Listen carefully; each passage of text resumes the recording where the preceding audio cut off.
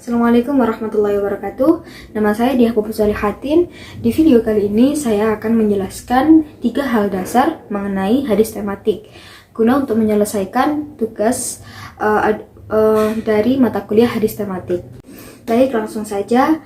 Untuk hal dasar yang pertama yaitu apakah kelebihan dan kekurangan dari hadis tematik ini dibandingkan dengan kajian hadis metode yang lain. Baik, langsung saja. Kelebihan metode ini atau hadis tematik ini bisa disebut dengan metode maudu'i. Selain karena dapat menjawab tantangan zaman dengan permasalahannya yang semakin kompleks dan rumit, ada juga beberapa kelebihan. Yang pertama yaitu praktis dan sistematis. Metode tematik ini disusun secara praktis dan sistematis dalam memecahkan permasalahan yang timbul, sehingga memudahkan masyarakat untuk mendapatkan petunjuk Al-Quran dan hadis dengan waktu yang lebih efisien. Kemudian kelebihan yang kedua yaitu dinamis. Tafsir tematik hadis tematik ini membuat tafsir Al-Quran dan hadis selalu dinamis sesuai dengan tuntutan zaman, sehingga masyarakat akan terasa bahwa Al-Quran dan hadis ini selalu update, tak pernah ketinggalan zaman, dan mereka juga mengamalkan ajaran-ajarannya. Kemudian yang ketiga yaitu membuat pemahaman menjadi utuh. Karena ditetapkannya tema tertentu, maka pemahaman kita terhadap hadis Nabi menjadi utuh. Kita hanya perlu membahas segala aspek yang berkaitan dengan tema tersebut, tanpa perlu membahas hal-hal lain yang di luar tema. Kemudian yang keempat yaitu penjelasan antar hadis dalam metode maudu'i ini lebih integral, dan kesimpulan yang dihasilkan mudah dipahami bagi masyarakat.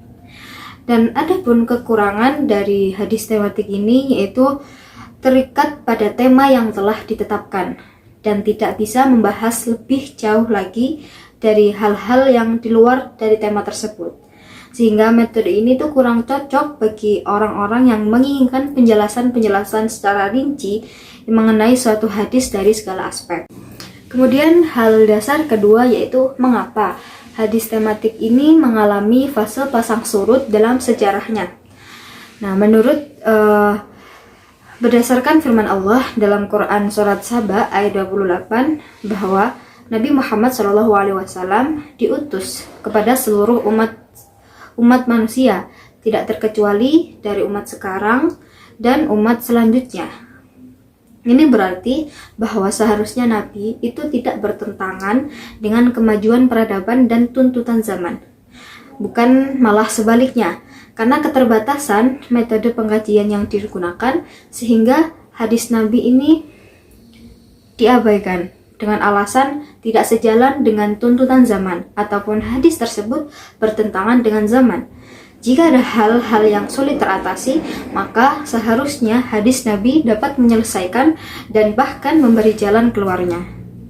Kemudian salah satu faktor rekonstruksi metode tematik adalah untuk membuktikan bahwa hadis Nabi ini dapat berlaku untuk setiap waktu dan setiap zaman dan ruang secara tanawu.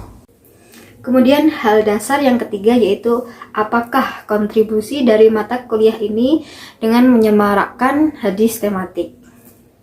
Jadi kontribusi matkul ini dengan hadis tematik yaitu sesuai dengan nama dari mata kuliah ini yang bernama hadis tematik. Tentunya di dalamnya membahas tentang hadis tematik. Nah, dari mata kuliah ini kita bisa tahu apa pengertian dari hadis tematik tersebut. Kita bisa mengetahui manfaat dari metode ini. Dengan adanya hadis tematik ini, kita bisa lebih gampang dalam mempelajari suatu hadis. Karena di kajian ini yaitu mengumpulkan hadis-hadis yang sebelumnya terpecah belah dalam kitab-kitab hadis yang terkait dengan satu topik. Dan kemudian disusun dengan sebab-sebab munculnya atau pemahamannya dengan penjelasan dan pengkajian dalam masalah tertentu, sehingga memudahkan kita untuk fokus dalam satu topik dalam pembahasan tersebut. Sekian dari saya, terima kasih. Wassalamualaikum warahmatullahi wabarakatuh.